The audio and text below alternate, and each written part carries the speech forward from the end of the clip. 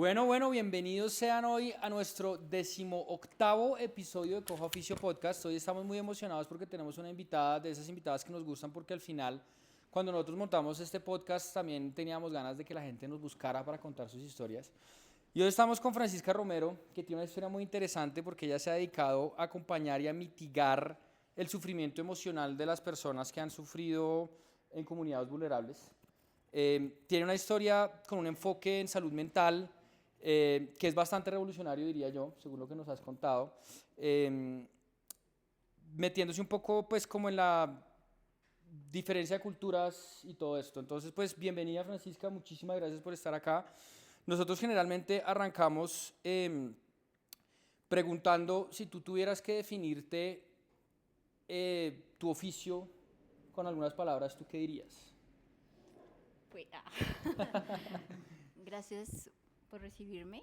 Eh, es que es muy difícil, pero yo creo que mi oficio es como el privilegio de poder acompañar a las personas a mitigar su sufrimiento. Ese es mi oficio. Que a veces digo, esto no es un oficio, es un privilegio, porque pues es abrir el mundo de las personas y llenarse de amor, porque en medio usualmente las personas que más sufren son las más amorosas. Entonces, pues es una fortuna lo que yo hago. Es una fortuna lo que haces, qué bonito. Bueno, y ya pues como para que la gente entienda un poquito más en concreto, ¿qué haces? O sea, ¿qué has hecho durante tu vida? ¿Qué has estudiado? ¿Y cómo has llegado hasta donde estás con ese oficio que describiste hace un segundo? Acoger mi oficio. Bueno, yo quería ser médico, siempre quise ser médico, porque tengo como una enfermedad de base bastante difícil de entender. Y crecí en hospitales, crecí con médicos todo el tiempo observándome. Entonces mis sueños más locos cuando chiquita era ser pediatra, ser médica forense, en eso de la adolescencia que a uno le da. Yo quería ser médica forense, ya después quería ser claro, pero era muy gracioso. Era muy gracioso porque yo quería ser médica forense. Y pediatra. También, pero quería ser médica forense para poder aliviar el dolor de las personas que perdían a sus personas. O sea, como el tema del CCI, todas esas cosas. Okay. Eso. De hecho, yo estudié después criminalística.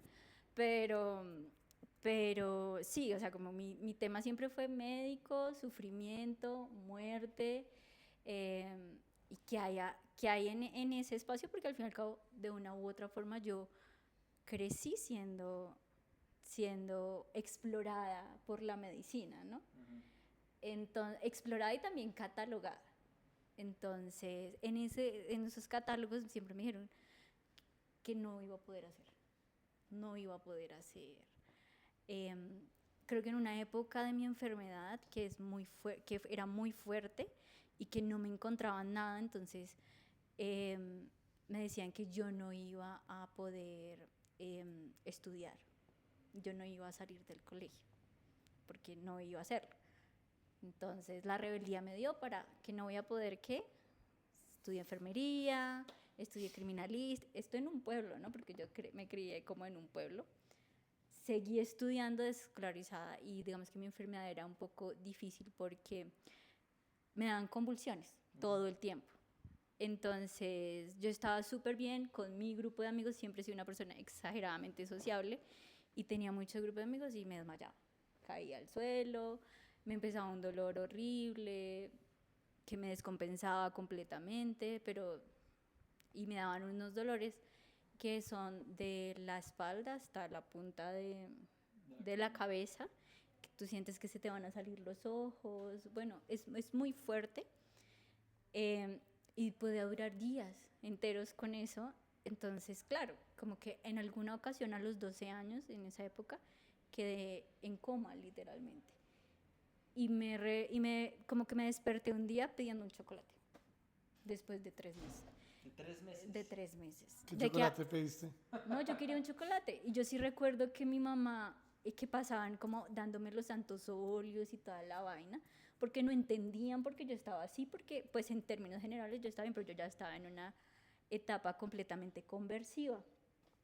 Entonces lo único que pudieron decir los médicos a los 12 años es, esta niña está loca, porque no tiene nada, o sea, claro, yo nací con un quiste aracnoideo, que es un quiste en el cerebro, que básicamente pues es muy común, no es fatal, pero la presión en el cerebro y...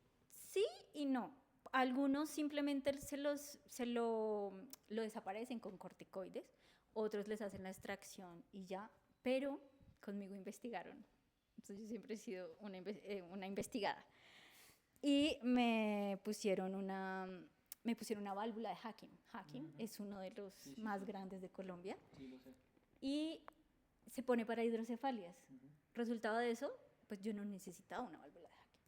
Pero yo crecí con una válvula de Hacking. Entonces mi cerebro no se regulaba solo. Pero que la medicina saliera de ese espacio era completamente difícil. Y aún es, ¿no? Que la medicina se desacomode y diga, puta, la cagué, no lo van a hacer, ¿no? Entonces, pues era más fácil decirle a la niña de 12 años que estaba loca. Y yo crecí siendo pues la niña que no sabían qué tenía, se desmayaba en el colegio, pero era exageradamente sociable y yo era esa. Entonces mi vida giró en, hay algo más allá del dolor, hay algo más allá en la ciencia, pero también había mucha empatía hacia los médicos y mucha admiración porque es en el mundo en que crecí. Entonces, desde tu lado. Desde mi lado. Porque, o sea, yo empecé como a darme cuenta de mis héroes no eran tan héroes ya cuando ya era gigante. Pues nunca he sido grande, pero... sí, literal. Paréntesis, que ahorita dijo que se iba a sentar así, porque quería que se le vieran las piernas colgando. Es que soy muy chiquita, mido unos 50. Perdón, lo tenía que hacer. Bueno, entonces ahí empieza o sea, yo sabía que yo estaba aquí para algo que era hablar del dolor, que era acompañar ese espacio que para mí pues siempre fue parte de mi vida. Y cuando pues yo intenté estudiar medicina, pero pues digamos que las condiciones económicas de mi familia no me permitían pagar una medicina y no pasé a la nacional. De hecho, cuando me presenté a la nacional salí toda turuleca porque obviamente me dio el ataque y tal. A mí se me quitan estos ataques a los 22 años después de una cirugía y que se dan cuenta de cosas así como súper random que aún no se logran explicar. Pero una de esas es que usualmente una persona vive con nosotros en la espalda tenemos un líquido cefalorraquídeo, ¿no? La presión de ese líquido cefalorraquídeo, lo máximo que puede tener una persona es 20 sin que se te alteren sin que pierdas funciones. Yo en esa época que yo llevaba ahí presentando una hospitalización de casi idas y venidas 8 meses, en que iba y venía con estos dolores, que me salían todos los TAC y todas las radiografías perfectas, que toda la cosa me salía, pero yo me estaba muriendo, o sea, yo en ese momento ya estaba visca, del dolor tan fuerte, yo estaba así, y pues ya en ese momento, literal, ya tenía como 2 psiquiatras, que decían, pues es que sí, obviamente está mal por el dolor, pero los neurólogos ya mamados, excepto uno, que fue el que al final me ayudó y me salvó literal la vida. Es el héroe. Un saludo para Juan. Es un gran héroe porque él sí se atrevió a mirar más allá. Y estaba hablando de un médico de la EPS, donde no te miran, bueno, una cantidad de cosas. Y ahí se dan cuenta que me toman el líquido cefalorraquídeo, que es una punción lumbar. Y tenía 70. 70. Triple y un poquito más. Exactamente. Entonces, ¿qué pasa? ¿Cómo así? Inmediatamente ahí ya me habían quitado la válvula, porque decían pues realmente no la necesita, me la volvieron a poner porque ya mi líquido cefalorraquídeo no funcionaba como el tuyo, como en cualquier persona normal. Se volvió dependiente de la válvula. Exactamente. ¿Y fue se te había subido la presión por tener la válvula o por condición? Me imagino que porque ya no estaba esa válvula que se había acostumbrado, o sea, a mí me la habían quitado. También se relaja, ya hay un aparato que está haciendo la función de algo. Total. Pues dice, no, ya no me necesitan, ya me relajo y no lo hago. Supongo que fue lo que pasó. Exactamente. Pero entonces hasta ahí, claro. Entonces toda la adolescencia ya podrán imaginarse que fue como en esta dicotomía. Yo soy muy sociable, no estoy del todo loca, obviamente. Porque adicional a mí sí me ha gustado toda la vida no ser normal, ¿sí? O sea, no ser, por ejemplo, como... Sí, a mí me ha gustado, no, me ha gustado siempre ser muy afectuosa, me ha gustado, pues, tratar de no ser como políticamente siempre correcta. A mí me ha gustado como intentar ser más Rebelde. allá de lo que me dicen. Sí, a mí me ha gustado la rebeldía, pero pues no sé si buena o mala, pero la rebeldía que me dicen, tú no puedes hacer esto, yo más rápido lo hago, siempre y cuando no sé hacerle daño a nadie. Para mí el punto siempre ha sido cuidar al otro, y eso digamos que lo tengo desde pequeña, por, no sé, pero para mí el otro, desde el ser más pequeño hasta el más grande, siempre ha sido fundamental cuidar, o sea, como reconocer todo lo que hay en el otro. Ese sí es como algo a lo que yo, de hecho, hace poco estaba como en una terapia, y me recordaba a mi niña interior y yo decía, marica, mi niña interior era súper linda, mi niña interior se estaba muriendo de los dolores ahí, todas esas cosas, y ella siempre me hacía creer que yo iba a poder hacer más y que iba a tener una vida más allá de eso, aunque nuestros primeros años de vida fueron, pues, dolor. Ven, yo tengo una pregunta con eso, y es, ¿desde cuándo querías, lo que dijiste ahora, acompañar en el dolor a los otros? ¿O fue algo como de siempre? Desde chiquita, o sea, desde chiquita yo quería ser médico. ¿Y a ti quién te acompañaba en ese momento? Pues digamos que yo siempre tuve a mamá, yo soy hija de madre soltera, entonces tuve a mami todo el tiempo, y mami y yo siempre me he sido muy amigas, y también ella, creo que es un ser tan maravilloso que ella todo el tiempo me enseñó que ella no era una mamá perfecta, y que a veces necesitaba ayuda, y que a veces necesitaba llorar, y que a veces mi enfermedad La abrumaba más de la lo que ella podía abrumaba controlar, más de claro. lo que ella, porque es una madre soltera, Se frustraba, sí. claro, con todo lo que tiene que ser, pero ella siempre me ayudó a mirar todo con una sensibilidad que, pues, brutal. Qué Y bonito. realmente yo siempre he sido muy bendecida, o sea, a mí lo que he tenido de problemas lo he tenido en amor, o sea, a mí siempre me ha llegado gente que yo digo, ¿por qué? ¿Por qué llegan? Entonces, en el colegio tenía amigos que eran muy hermosos, el director de mi colegio, los profesores eran gente muy hermosa, entonces yo sí siento que cuando tú miras al otro con amor, el mundo te devuelve mucho amor, y eso ha sido Totalmente. como ley de vida. Totalmente de acuerdo.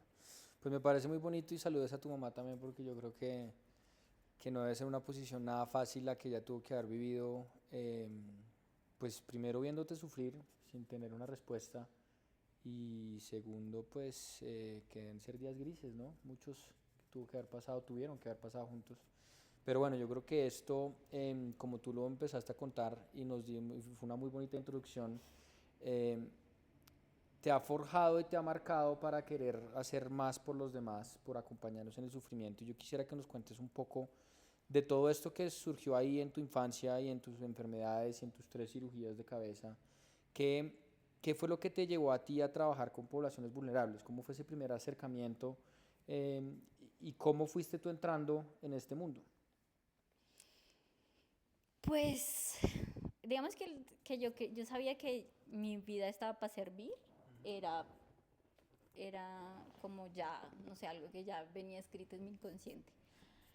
Pero, claro, yo intento pasar en la nacional por temas también de mi cuerpo, no me da la vida, y yo ahí empiezo como a estudiar a distancia en la UNAD y toda la cosa. Y entonces yo dije, bueno, me voy a meter por la psicología, que es como lo que con este dolor puedo estudiar, puedo conectar, e igual es por un computador, toda la cosa, vamos a empezar por ahí. En ese transcurso es que me hacen la última cirugía. Cuando me hacen la última cirugía, que se dan cuenta, me ponen una válvula 2012 en ese tiempo, que es como a mí se me quitan los dolores. Y a mí se me quitan los dolores, y yo quería... Increíble, ¿eh? Total. O sea, yo me paraba en las mañanas y yo disfrutaba las primeras 3 horas de mi día, porque después era un agotamiento. O sea, es como si te inflara la cabeza. era horrible. De dolor de cabeza. Claro, ya no sentir eso era como, Señor, gracias, qué emoción. Hay vida después de las 3 horas. Hay vida después de las 3 horas, hay vida más allá de los... Claro, porque también es eso, que yo me refugié mucho en investigar, en libros, en todo lo que me decían que no podía hacer. Cuando me despertaba de esos ataques, pues leía, investigaba, o sea, yo sabía que yo sí podía, pero pues mi vida era... Sí, yo era sociable, también con unos amigos que me permitían entender que yo me desmayaba y me daban un tiempito para pararme y...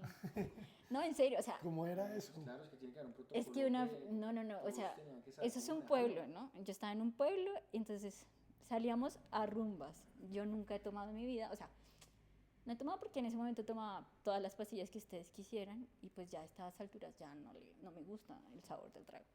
Pero...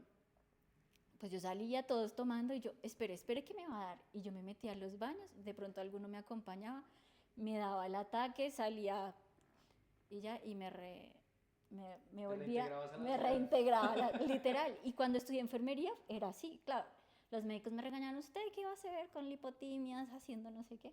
Pero mis parciales eran siempre súper buenos y también yo era muy buena, como yo estudié auxiliar de enfermería, pues haciendo curaciones era muy buena, mi trato con la gente era muy bueno, entonces como que por eso me pasaba. Te pasaban por el ladito.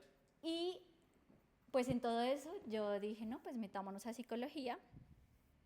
Y cuando empiezo a descubrir que hay un mundo después de todo ese pues mierda.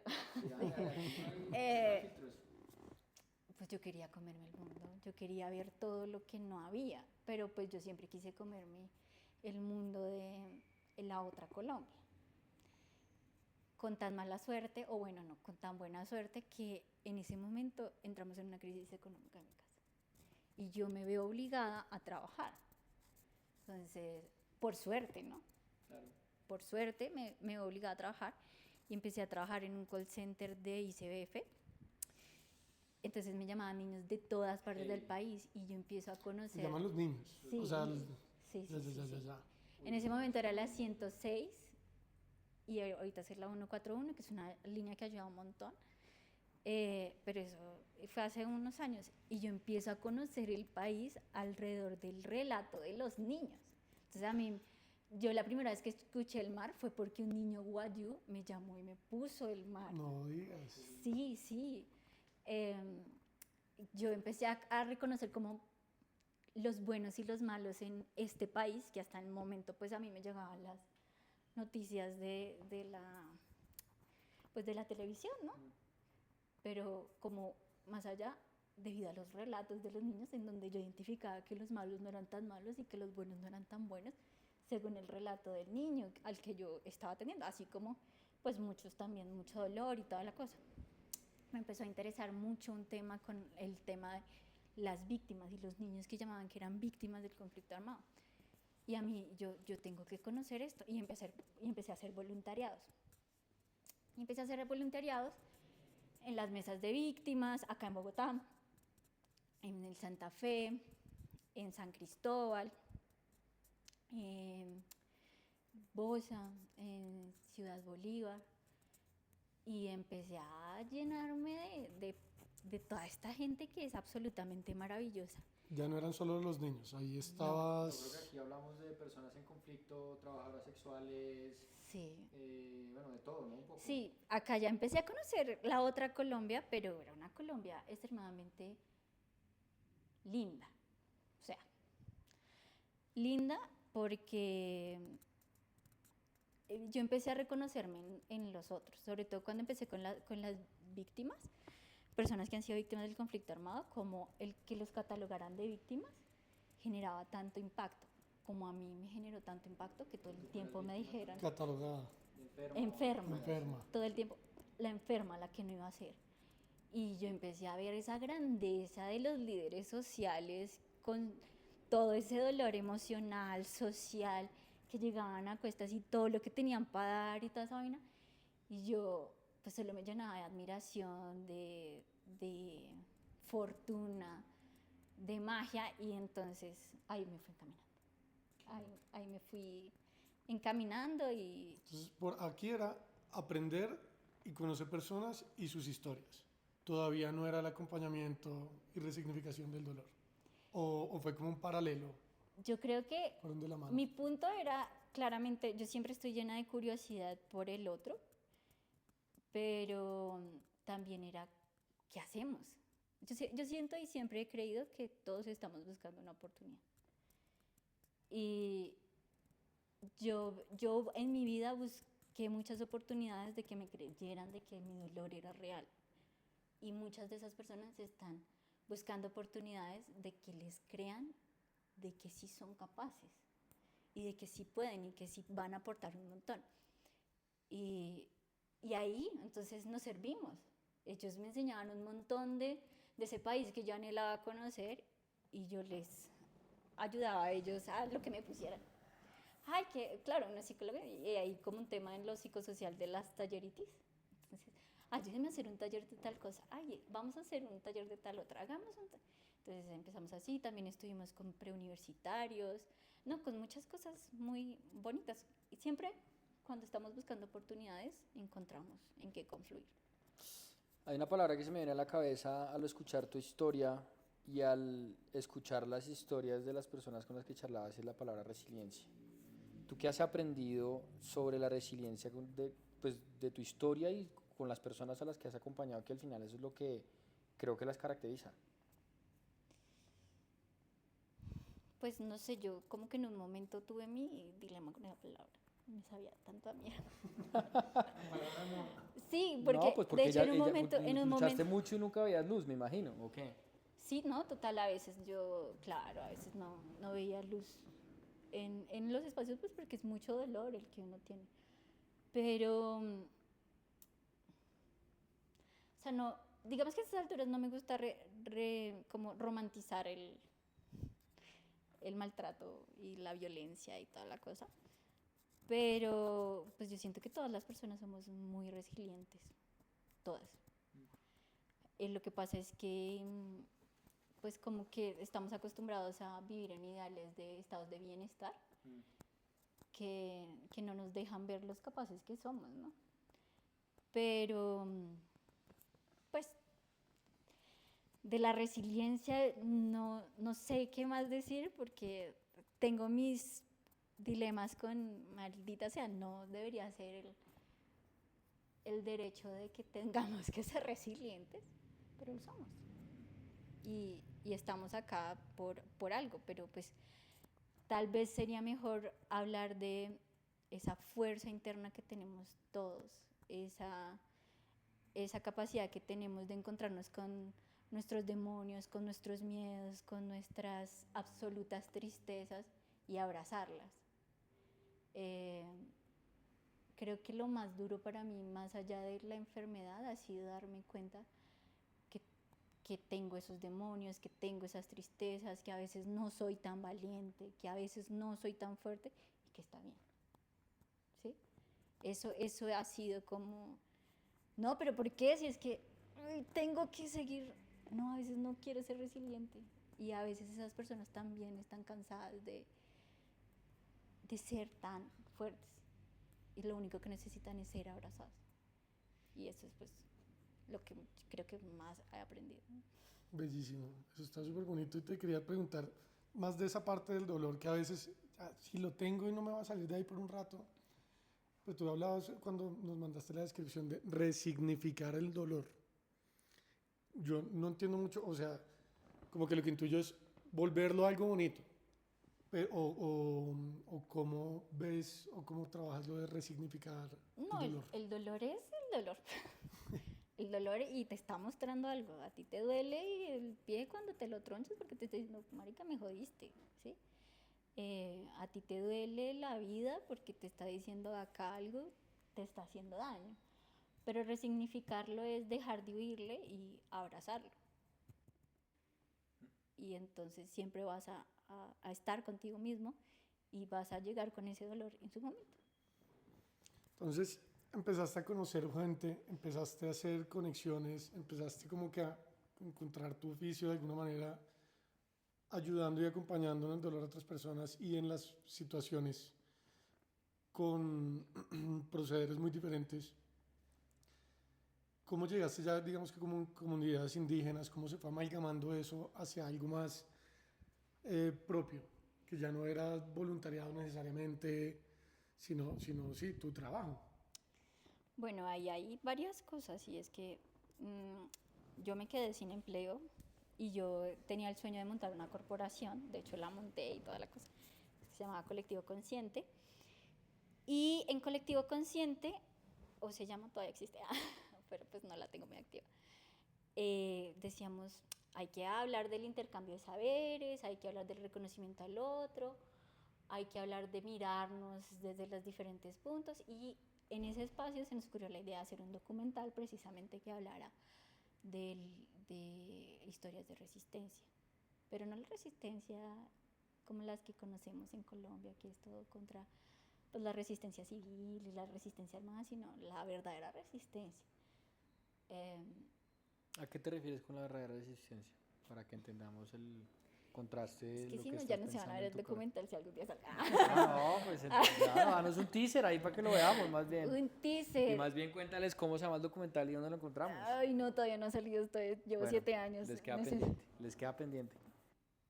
Cuenta desde las comunidades afro, desde las comunidades indígenas, y ahí es donde me conecto con el Cabildo Muisca de Bosa y empiezo a descubrir este mundo y con las matronas afro, que son ahora parte fundamental de mi vida, y pues claramente con las comunidades campesinas. Entonces básicamente la resistencia habla de ese sentido ancestral que tenemos de amar el territorio y la vida y el país y Ya sé a dónde todas va la esas cosa. cosas. Qué bonito. Entonces ahí empiezo a trabajar con ellos, y más adelante un amigo me dice, él ya se había ido para el Baupés y me dice, Fran, están buscando una persona para irse a un lugar que nadie conoce, Carurú. ¿No? ¿Nada? Carurú. No. Baupés. Alto Baupés, al lado de Guaviare. Pura punta de Colombia. Allá. Y yo, pues en mi vida he estado ahí, pero ahí ya me había quedado sin trabajo. Ya mi corporación estaba ahí como lenta, ya no teníamos plata para seguir como con el documental, yo ya tenía que trabajar, ya mis ahorros no daban más y yo no, yo me voy. Y me fui. ¿Te al habían Baupés. dicho hacer qué o era como acompañamiento? Pues sí, me habían dicho que era hacer todo el tema que yo ya venía haciendo de talleres, de Okay. procesos comunitarios y demás, y ya ahí me fui y llegué al Paraíso. Al Paraíso, la gente tiene que ir al Baupés, váyanse al Baupés porque el Baupés es mágico. La tierra brava del raudal es hermoso, yo amo el Baupés. Yo amo el Baupés, amo ese río, amo todo lo que me enseñó, amo todo lo que me permitió ser. Y amo como la fortaleza con la que yo, o sea, a mí me tiraron en Caruru. Yo estaba ahí contratada con el hospital y el hospital me dijo, Vaya al agua sin flotadores. vaya a Caruru. Sí, y me dejaron allá. Y ahí. Y es un pueblo, o sea, es una selva, pero lo que tiene de pueblo son 2 kilómetros, que termina con un batallón de los militares y empieza con el hospital y la casa del cura. Ya, a la orilla del río, donde tú vas a verlas, allá hay luz solo 12 horas, como en gran parte de la Amazonía. Y en general, también estuve en Sur de Bolívar con el líder social y allá también no hay luz. O sea, en Colombia todavía hay muchas cosas que aún guardan su magia precisamente por eso, pero que no, más allá de romantizarlas, no dejan de ser condiciones de precariedad, claro, que no tienen por qué pues vivir las personas. Pero pues allá llegué y pues y ya ahí casi no me sacan de allá. Ahí duré 4 años y medio, casi 5. Sin salir, sin venir. No, yo venía cada 6 meses, pero yo no terminaba de venirme cuando ya me llamaban a que salió otro por 3 meses, que salió otro por 6 meses, y yo, claro, yo me voy. En Caruru estuve 2 años y medio y después me fui para Mitú, que es como el centro de Baupés, y ahí estuve en muchas otras zonas trabajando temas increíblemente dolorosos como el suicidio en comunidades indígenas. las violencias en comunidades indígenas, el consumo de sustancias en comunidades indígenas y bueno, creo que eso me formó un montón y me amplió el mundo de formas muy lindas. Tú tocas una cantidad de temas interesantes que tienen mucho que ver con la psicología, ¿no? Y tú me mencionabas cuando estábamos charlando un tema que era la salud mental intercultural e integral. Uh-huh. ¿Qué es eso para ti? Bueno, allá hay un tema y es que la salud no es una sola, ¿no?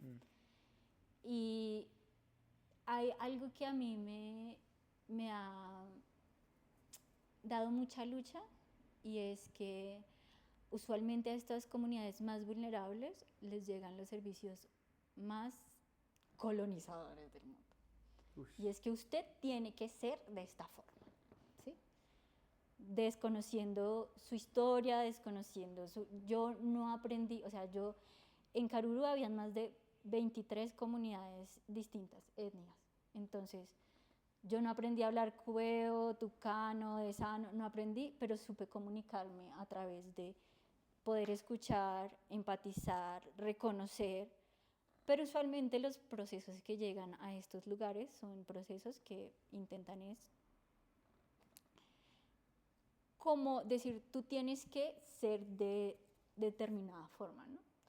Por ejemplo, cosas como el problema de las comunidades indígenas es la chicha, cuando es algo tan propio, ¿no? El problema de las comunidades indígenas es que son desorganizados. La organización, claro, son desorganizados para un mundo occidental. De acuerdo. Pero no son desorganizados desde su naturaleza. Y de hecho, los que entramos a desarmonizar somos nosotros quienes entramos a imponer ahí mucha cosa. Entonces, para mí, hablar de salud mental intercultural ha sido como esa salud que te permite reconocer el mundo del otro, respetarlo, construir a partir de las herramientas del otro, no imponiendo mis herramientas.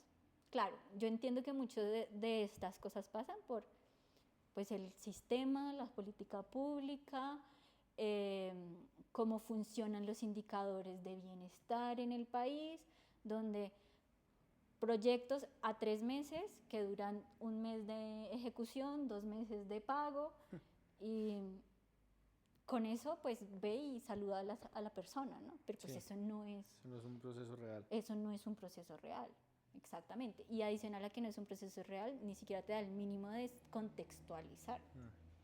¿Sí? Entonces, pues eso, ¿qué genera? O sea, en este país tenemos muchos problemas en salud pública porque gastamos muy mal los recursos, porque volvemos a la superficialidad con la de que, claro, está la política pública, está el lineamiento, está el cronograma, está todo, pero es completamente descontextual a la necesidad de la comunidad.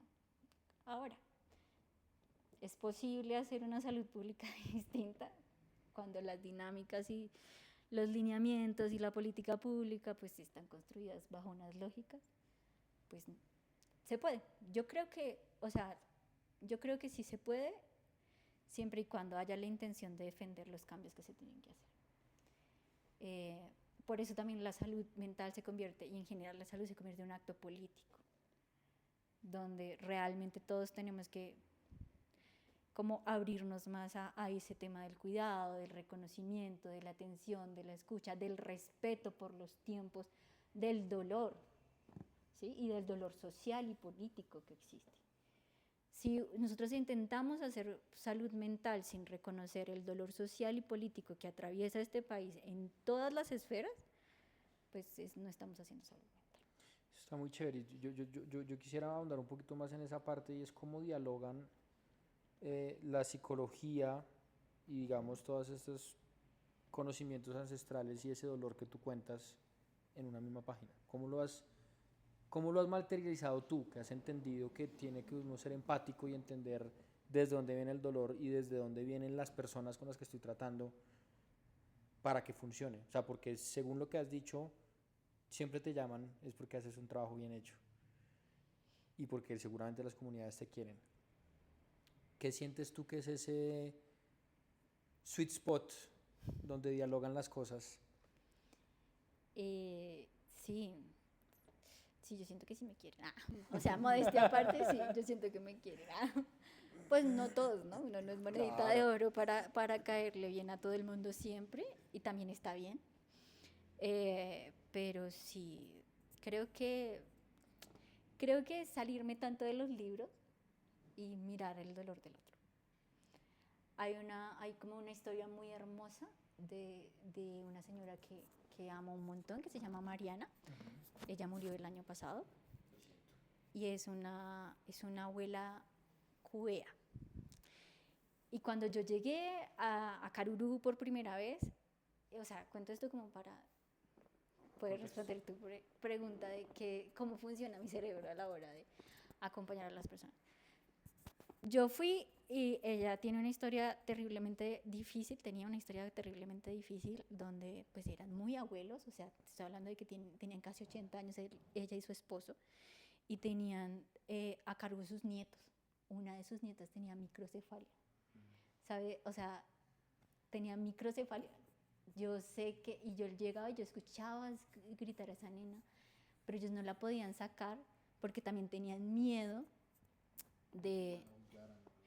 No, o sea, ahí había el centro de salud, pero pues la niña necesitaba otros exámenes y demás. Y pues porque igual es una microcefalia, tienes que tener un tema neurológico. Pero la mamá de esa niña había muerto de cáncer de cerebro.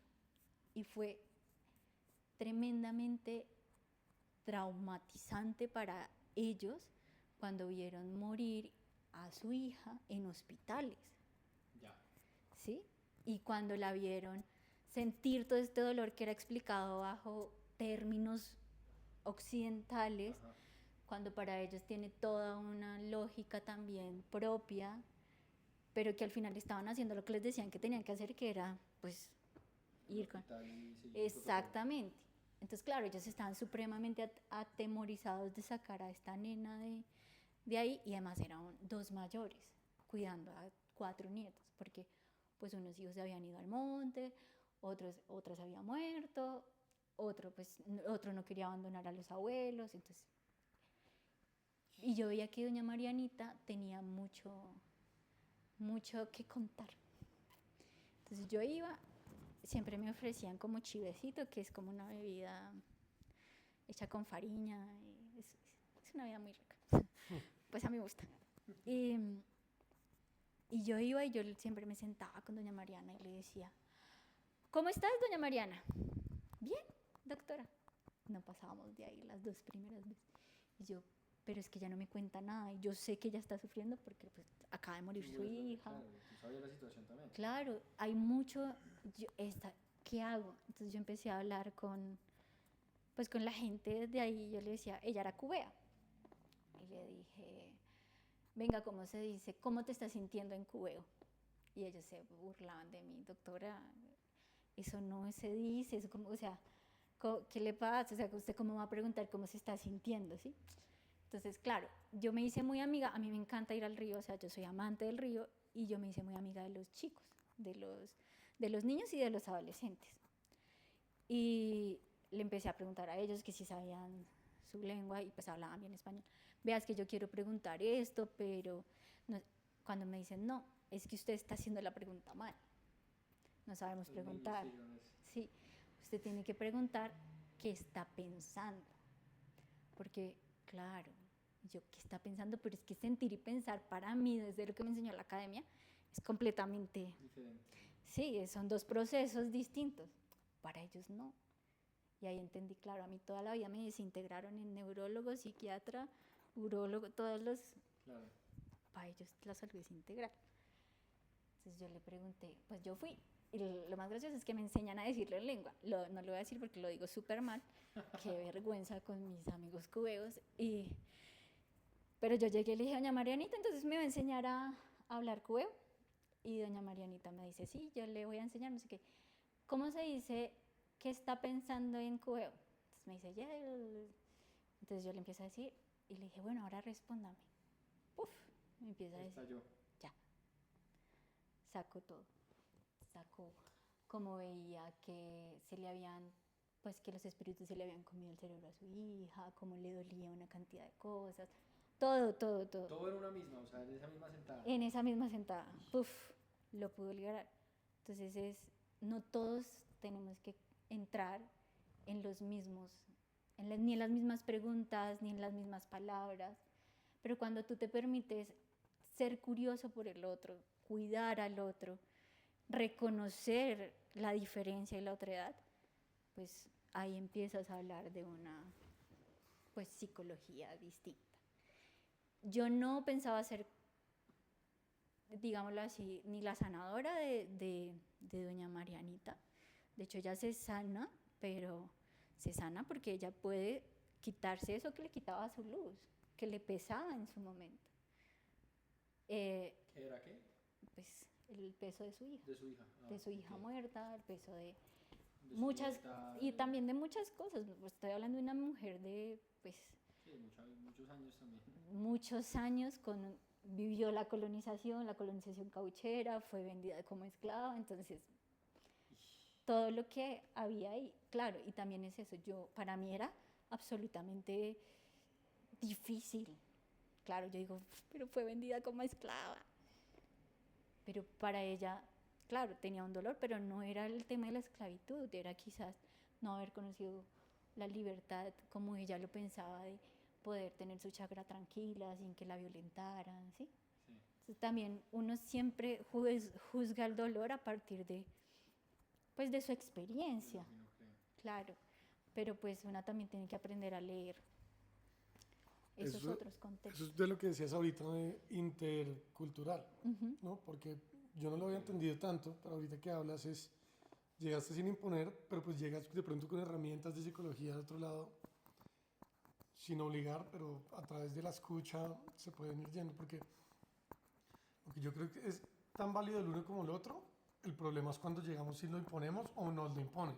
Exactamente. Porque por acá hay sabiduría, pero por allá también hay sabiduría. Y llegar a un punto medio, y con eso te quería preguntar, ¿cómo crees tú que lo has hecho en talleres y así más específico con una sola persona, que uno puede llegar a hacer más espacios o como sociedad construir espacios más abiertos para este bienestar emocional, especialmente de la gente que más lo necesita, porque es más difícil entenderla, para por lo menos...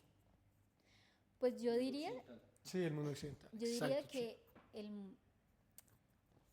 yo diría que no hay o sea, no hay unos que lo necesiten más que el otro. Yo siento que todos lo estamos necesitando, todos. Solo que somos muy inconscientes de nuestras carencias como tal. Pero, pues, yo siento que a mí me ha funcionado dejar un poco al lado los tecnicismos, lo cual a mí me ha costado un montón, pues porque a mí me ha gustado estudiar toda la vida. Entonces, a mí me gusta la academia, ¿sí? Y pues la academia es te voy a nombrar o sea, te creo el concepto, te creo el tecnicismo, muévete desde acá, demuéstrame que esto es. Pero es que ese no es el mundo real, ¿no? Entonces, y el mundo real, pues te cambia los conceptos cada 5 minutos. Entonces, tener esa apertura para. Considero que también es importante el tema del respeto, del cuidado, del reconocer el otro. Es muy difícil porque no nos han acostumbrado a esto que voy a decir, pero de hecho uno siempre está mirando el mundo desde su perspectiva. Yo lo miré desde la importancia de resignificar el dolor, pero hay que intentar tratar de entender lo que le pasa al otro desde él, ¿sí? No desde lo que yo lo considero. Yo creo que funciona más con ejemplos.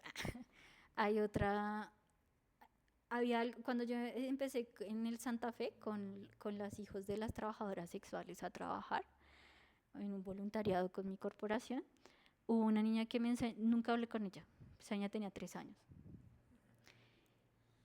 Y estaba con su mamá, ¿sí? que es una trabajadora sexual. Y la señora iba en unas condiciones muy mal. O sea, muy mal se veía. Un poco como trasnochada, como un poco que tuvo una muy mala noche. Y con una mirada de cansancio, de rabia. Y entonces yo decía, ay, esa niña, era una niña monita, blanquita, chiquitica, súper, como que se veía tan indefensa. Y yo, ay, esa criaturita con mis ojos, ¿no? Cuando yo me quedo ahí mirando a la niña y la niña se voltea a mirar a su mamá, que la mamá le estaba diciendo algo, de hecho la estaba regañando, pero esta niña la mira con un amor, como si de verdad, y significaba todo su mundo, para esa niña era esa mamá. Entonces eso me hizo a mí darme cuenta que, pues claro, uno está acá y tiene que ser objetivo, y más en la profesión que yo hago, pero yo no, digamos, yo diciendo, ay, lo peor que le puede pasar a esa niña es la mamá, puede que sí, puede que no, nunca lo voy a saber, pero en ese momento reconocí que el gran tesoro de esa niña es su mamá, y que ella podía ver cosas que para mí no las entendía, que es lo mismo que pasa en lo étnico. Ellos pueden ver y entender el mundo y tienen sensibilidades que yo no tengo.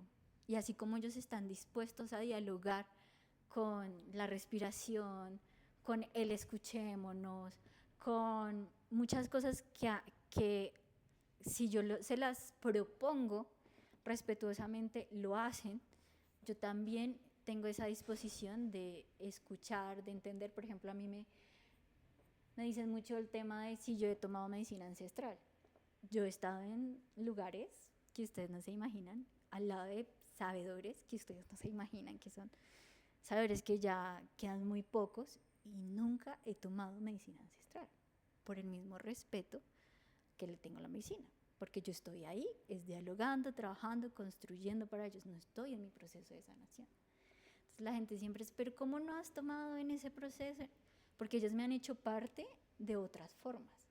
Cuando sea mi momento de sanar, aunque sí me han ayudado a sanar de otros puntos, desde otras formas, pues yo lo voy a hacer. Pero siempre tenemos que ocupar nuestros lugares y no tratar de, que es lo que pasa mucho cuando hablamos de psicosociales, intentamos es hablar de gente que quiere salvar el mundo. Y también a veces cuando uno dice, ay, es que yo hago tal cosa, ay, no, es que tú te crees la salvadora del mundo, ¿no? No, podemos aportar y todos tenemos una responsabilidad de aportar, pero no quiere decir que por eso le vamos a quitar a cada persona su agencia, ni yo voy a ocupar otros lugares. Eso es lo que tú decías de que el tema de la salud mental es un acto político y de dignificación, ¿no? De ponerse en los zapatos de cada persona, y para cada cual es distinto, ¿no? Exactamente.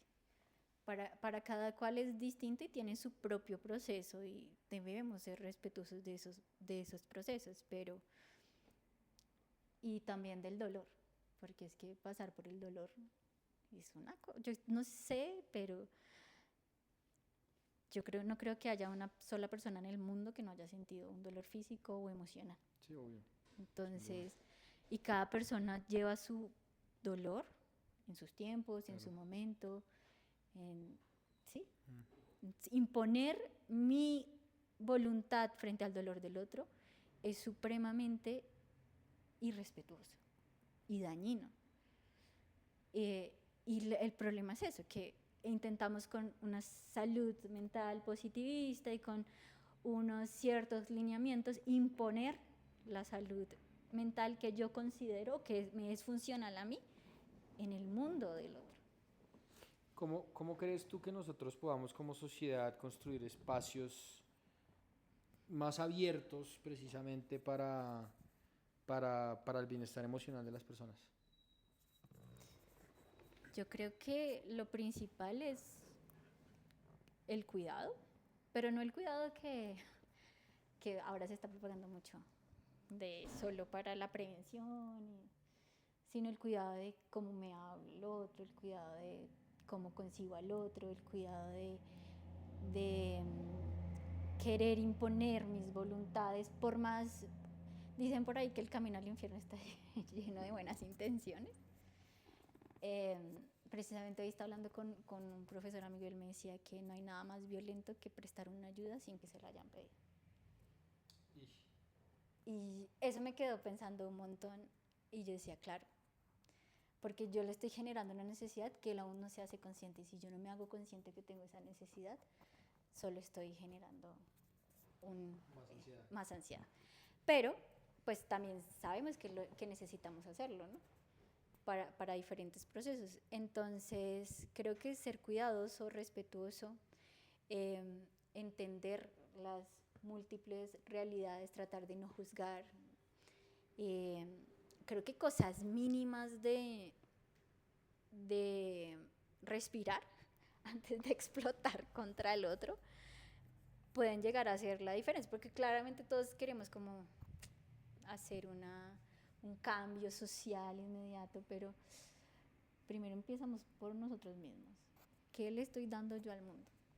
Con todo y mis demonios soy capaz de dar una cantidad de cosas muy positivas y muy buenas, precisamente al simplemente reconocer que tengo estos demonios y que desde acá puedo generar daño. Ese es el primer paso. Mirémonos qué tenemos, cómo lo damos, por qué lo damos de esta forma. Y seguramente ahí vamos construyendo esa comunidad y ese caminar de personas perfectamente imperfectas y extremadamente vulnerables. Yo te quería preguntar, porque pues yo de esto no sé mucho de salud mental, pero hay condiciones preexistentes que ya son más, me imagino, de una o dos o tres formas de solucionar y no de pronto tan abiertas a traumas, por ejemplo. Traumas que hay formas de abordar el trauma que de pronto no son tan abiertas a salirse del protocolo. Sí, exacto, a salirse del protocolo. Creo yo, porque yo no sé eso, pero en esos casos de condiciones preexistentes o traumas o de estos que son casos más delicados, ¿cómo se maneja? Porque al final es intrusivo, de todas formas. No sé si eso se llama terapia de choque o qué, pero... Bueno, a ver. Ahí tocas un tema muy chévere porque es que el trauma es... Yo sí ahí comparto con muchas colegas esta posición, y es que el trauma es una vaina política. O sea, ¿nos gusta la historia de Colombia? Dime cómo no estar traumado con tanta vaina. Nada más miremos el mundo como está en este momento, desde la economía como está cayendo y destruyendo el mundo interno de familias enteras hasta pues guerras y demás. O sea, es imposible hablar de que este mundo no esté traumado. Claro, en salud mental hay condiciones como, me imagino que es a lo que te haces referencia, como la esquizofrenia. Por ejemplo, sí. Que son, o sea, entonces ahí viene como, hay problemas de salud mental y que vienen porque hay unas condiciones o una forma de tu procesamiento, digamos, en el cerebro que pues no te permiten ver las cosas de cierta forma, ¿cierto? Y hay otras que son derivados del contexto emocional, familiar, social, ¿sí? Entonces, usualmente las que, como la esquizofrenia, que no siempre, porque hay traumas que llevan a casos de esquizofrenia, sí. O sea, que te alteran el cerebro, o sea, la fisionomía, cuando digo el cerebro siempre se nos altera el cerebro, pero es la fisiología del cerebro. Como la guerra, estar expuesto en contextos de guerra, tengo entendido que puede desarrollar. Exactamente, bueno, o sea, estar expuesto a un estrés extremo te puede desarrollar muchas cosas, pero digamos que, como tú dijiste, predisposición, ¿no? Uh-huh. Pues usualmente eso se trata con fármacos, no lo hacemos los psicólogos, lo hacen los psiquiatras, y van acompañados también de terapias. Y en la terapia que trabajamos, igual que si no, que es, pues, o sea, dependiendo del diferente paradigma psicológico que exista, o desde el que se mueva el terapeuta que tú elijas, pues vamos a tratar el tema de la escucha, del reconocimiento, de la aceptación, del que seas o no más, no sé cómo funciona. Es que yo por eso no aplico mucho la psicología clínica, porque a veces se me hace un poco desgarrador pedirle a alguien que sea funcional en medio de tanto dolor. Pero sí, es básicamente ser un poco más, podamos funcionar pese a la tristeza, pese a la ansiedad, pese al miedo, pese a las alucinaciones. Claro, las alucinaciones te las vas a quitar la terapia, eso te lo tiene, porque pues eso es una forma de, de que tu cerebro no está funcionando tan chévere. Entonces, eso te lo quita, pues el medicamento que te mete ahí un químico que te ayuda a estabilizar eso que... Pero van las dos. Alucinación es diferente de disociar. Sí. Sí, el disociar Es voluntario. El pues, disociar es no no necesario. necesariamente voluntario, pero sí es como un proceso que tú te vas de ti, ¿sí? O sea, como que te desconectas de esta realidad por un momento. Entonces puedes tener lagunas mentales, como cuando bebes mucho y se te olvida una parte de... Así, tal cual, porque te vas. ¿Para dónde no sabes? Es tanto el dolor que te vas, que te sales. Es un mecanismo de defensa, el automático del cuerpo. Alucinar por Sí, ya es ver otras cosas. exactamente, pueden haber alucinaciones visuales, alucinaciones auditivas, que ya es otro funcionamiento. Ya. Que va más relacionado pues sí, a la psiquis, a la psicosis. Mentira. Oye, yo te quería preguntar, bueno, tú nos has mencionado que has trabajado con instituciones, con ONGs, que has montado tu propio colectivo. Quisiera que habláramos un poquito más de tu colectivo. Dices ahorita que está un poco, pues que está vivo, pero que no está muy activo. ¿Qué pasa ahí? Que Francisca se ocupó. ¿Y en qué se ocupó? Pues ahorita estoy trabajando mucho después del Baupés, seguí como en todo el tema de acompañando a las comunidades indígenas. Entonces estoy trabajando en temas tanto de acompañamiento a mujeres indígenas, víctimas de violencia, como apoyando procesos políticos en las organizaciones indígenas, en temas de cuidado a la vejez, en temas del sistema de salud propio intercultural, que son diálogos densos que se dan con el gobierno en que, hey, respeta que esto es mi creencia, el gobierno, no, qué pena, es que así se hace acá y dialogamos, concertamos. Pues no son así de cordiales las cosas, pero... Claro, tú eres como la abogada que lucha un poco por los derechos de su... No, ojalá, no, nada. Yo simplemente soy la técnico, o sea, yo soy quien a la mayor, al mayor, les digo, pues, mayor, esto afecta de tal forma, de pronto la política pública dice esto, pero el que tiene la palabra y la sabiduría es la mayora y el mayor, yo soy asesora técnica. ¿Tú aspirarías a algún cargo público? ¿Pensarías? En su momento, sí, en algún momento quería ser congresista. Hasta que empecé a hacer un proyecto que se llamaba La Niñez se Respeta en el marco de la Santa Fe, de cuando estuve en Santa Fe, y me metí al Congreso.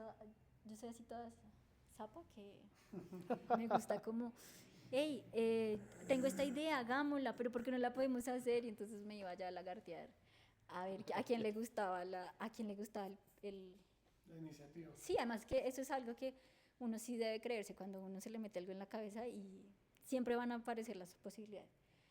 Y la verdad, esas dinámicas en el Congreso fueron horribles. Y yo dije, uy, no, este no es mi lugar está en la comunidad. En trabajar con ellos directamente. En directo. Sí. Oye, y ya como pronto cerrar, porque has dicho un montón de cosas, si tú fueras, o sea, si hay alguien que está en crisis en este momento, ¿tú por dónde le dirías que empiece? ¿En crisis? Pues crisis, entiéndase dolor, que es lo que hemos hablado mucho, que el dolor tiene muchas formas, ¿no? Yo le diría que empiece por abrazar su dolor, que es putamente difícil, que cómo me vas a decir que abrace a esto que me está taladrando, pero que lo abrace, que lo acepte. Yo acá donde me ves, hace 1 año y medio pedí la eutanasia porque mi dolor volvió y yo tenía muchísimo miedo. Wow. Porque era conocer Perdón la cronología, ¿hace cuánto tiempo habías dejado de tener dolor y volvió el año pasado? el antepasado, yo me volví a la selva enferma con muchos dolores de cabeza y otra vez con toda la sintomatología. Em, y yo me despertaba y yo decía, una cosa es crecer con el dolor Y otra es que te lo quiten y que te lo vuelvan a poner. y otra. Y era mi miedo más grande. Claro, obvio. Era el miedo más, o sea, Es que es un monstruo. exacto, Te para mí era un saca- monstruo, para mí era un monstruo. Y cuando yo fui al neurólogo y le dije, hey, mira, yo ya tengo una enfermedad crónica, mi regulillado siempre, el decreto dice, la resolución dice, yo ya quiero mi muerte digna, yo no quiero luchar por esto, porque una también o sea, Claro. pese a todo, una también está cansada, una también se rinde, por eso digo que La la resiliencia, sí, sí, ya lo vi, ya lo entendí. eh, no, o sea, no quiero ser valiente y fuerte, ¿sabes? Em, y, y entonces me entregué al dolor. Dije, ok, ya, tú y yo no vamos a convivir más, pero, porque yo ya no lo acepto, pero pues lo que me quede, acá estamos. Y en el momento en que yo hice eso, Fue. que de hecho yo tenía un sueño muy grande que era ir a conocer ballenas. Por suerte, a mí siempre me sigue el mundo mágico y maravilloso. Ahí conocí a una amiga en Vera. Saludos a Elsa. Saluda a quien quieras. A Elsa. Mentiras. Y ella me llevó a su territorio. Me dijo, Fran, hazme un taller de mujeres y te quedas en mi comunidad. En Nuquí, ¿no? No en cualquier lugar. En Nuquí. Qué hermoso. En Nuquí, hermoso. Además que fue un taller con puras mujeres muy hermosas. Y ellas como parte del proceso, después de que terminó el taller me dijeron, ay no, venga Francisca, la vamos a llevar a un sitio sagrado que tienen ellos ahí cerca y yo vi en su sitio sagrado y la mayor me dijo, la van a estar esperando un vallenato y una ballena. Ahí está. Y estaban ahí con una niña, yo amo los niños, estábamos ahí abrazados, felices, y yo estaba entregadísima al dolor, este va a ser mi fin, ¿sí? O sea, yo acá empiezo, será 1 año y medio de demostrar que en serio merezco una muerte digna. Yo volví a ese viaje, lo que nunca hace la EPS, me empezaron a poner infiltraciones en la espalda, o sea, ahora me ponen infiltraciones cada 3 meses, el dolor empezó a disminuir, la ansiedad, porque al final yo ya lo acepté. Sí, ya dijiste ya. Sí, yo estoy viviendo el miedo más grande que yo tenía y era que la enfermedad volviera. Y cuando la acepté y la abracé, les puedo decir que en este momento llevo 3 meses sin volver a caer en esos espacios, porque pude abrazar el dolor y las soluciones empezaron a llegar. Qué lindo. Entonces, creo que abrazar el dolor. Bueno, yo tengo una última, si usted quiere cerrar después, no sé, Yo- pero... Tengo mucha información acá para pensar. Preguntas. No, yo creo que me gustaría que me dijeras después, bueno, que nos dijeras después de, pues de tantos años acompañándote y acompañando a otros, ¿qué ha sido lo más transformador para ti? Es lo más transformador. Ay, esto va a sonar súper cursi, Acá estamos para todo. pero yo siento que el amor, o sea, el amor, Mira, el sentirse amado, sin amor no hay vida. literal. Y el amor nos ha salvado la vida, Y el amor A nos mí ha me salvado ha- la vida. como dice mi A mí me ha salvado la vida el amor, literal, y el amor, más allá del romántico, que todas queremos este amor romántico. árbol, a lo que sea. O sea, yo pienso en esto y pienso a doña Marianita cada vez que yo volvía llorando porque yo había llegado y pensaba que no me iba a volver a ver. Recuerdo a don Gustavo diciéndome, usted es mi Juanita de Arco. Recuerdo a Sofi diciéndome, usted es mi niña. Recuerdo a el río regalándome los atardeceres más hermosos. Recuerdo a los niños felices bañándose conmigo y digo, marica, si esto no es, si el amor no es poder disfrutar y ver la grandeza del otro, y si de eso no trata la vida, entonces no hay nada. El amor. Buenísimo. Muchísimas gracias, en verdad. Nosotros lo que queremos hacer con esto también es crear comunidad y que todos nos colaboremos entre todos. Entonces, para que nos cuentes cómo te puede contactar la audiencia, cualquier interesado, ya sea para hacer un taller, no sé si con tu corporación o contacto personal. Exactamente. No, pues yo Colectivo Consciente no lo tengo activo. Es que no sé, pero supongo que si quieren taller, bueno, si quieren taller o si quieren cualquier cosa. Lo que sea, o sea, ¿qué se te viene a la cabeza? Pues yo en este momento, no sé, quieren ayudar a gente por allá. Hay mucha gente del Baupés que necesita ayuda. El que lo vea y esté interesado, en Nuki. ¿dónde te contacto? Sí, sí, yo creo que es eso, como yo conozco a mucha gente que los puede enamorar y que pueden, y que ustedes pueden enamorarse. Creo que es eso, si les interesa algo, no directamente conmigo, sino con tantas organizaciones, tantas asociaciones, tantas posibilidades, y también si quieren charlar y hablar de, aunque parezca horrible el mundo de Trump que tenemos ahorita, hay amor y podemos hacerlo. Muchísimas gracias. Van a quedar igual todos los datos acá abajo. Okay. Te vamos a tallar para que el que te quiera que te busque y tú presentes a quien quiera. Sí. Y a nosotros también nos va a interesar, ahorita charlamos. A nosotros también nos va a interesar. Ok, bueno. Muchas gracias de verdad por buscarnos. Muchas gracias. Por tu valentía, por tu resiliencia, si esa es una palabra que no te guste, pero también. Y bueno, por dejarnos pensar. Qué bien hoy. Ah, bueno, me alegra. Muchas gracias. Muchas Gracias gracias. por recibirme y Gracias a escucharme. ustedes.